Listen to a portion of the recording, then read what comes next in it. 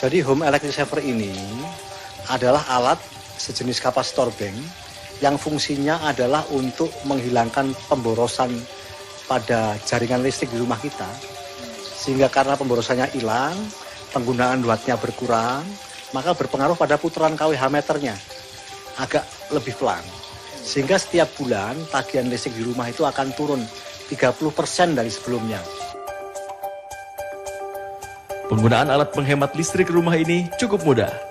Hanya dengan dicolokkan ke stop kontak dan hasilnya ampere meter yang sebelumnya menunjukkan angka yang lebih besar, kini sudah menunjukkan angka yang lebih kecil setelah menggunakan alat tersebut. Selain itu ukurannya yang kecil tak memakan tempat.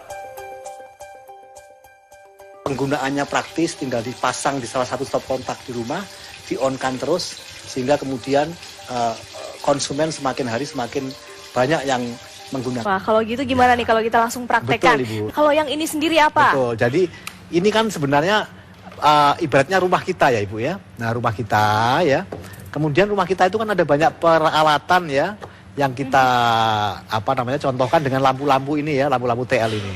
Nah katakanlah sebelum pakai penghemat misalnya ya, mohon maaf, ini sebelum pakai penghemat dia dayanya 1 ampere. Ya. Misalnya. Ini sudah kita bisa lihat di sini ya. Ya. Nah, ini 1 ampere gitu ya. Nah, 1 ampere itu sama dengan 220 watt. Betul. Ya, sebelum pakai penghemat. Nah, kemudian penghemat listrik ini, home electric saver, kita colokkan pada salah satu stop kontak di rumah, di tembok. Ini saya sudah colokkan ini ya pemirsa. Ini juga sudah saya pegang. Kemudian tinggal di-on-kan saja Ibu. Ya, ini ada tombolnya di sini, kita langsung on-kan saja. Ketika kemudian dia on-kan, dia tadi dari 1 ampere menjadi 0,3. Iya, ini dia. Sudah berubah pemirsa. Coba kita lihat.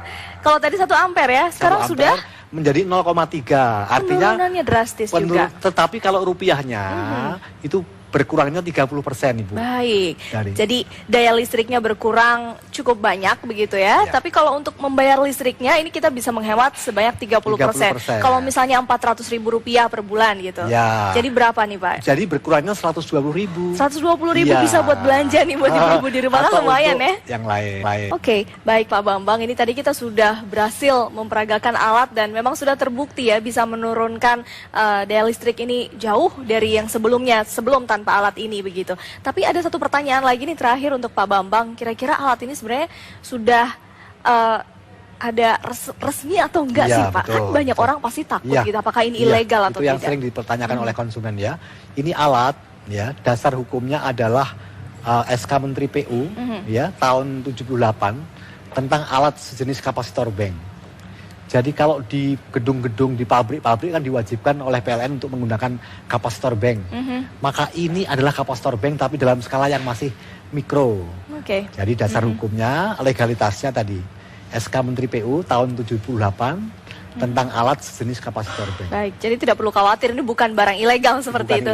Baik, Pak Bambang, sukses terus untuk bisnisnya, semoga terus memberikan manfaat untuk kita semua.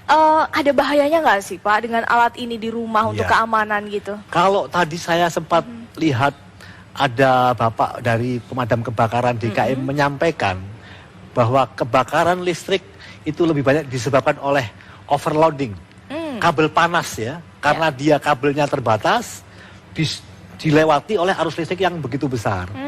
Panas menimbulkan api, kemudian korsleting dan terbakar. Alat ini salah satunya juga mencegah agar tidak terjadi kabel panas Ibu.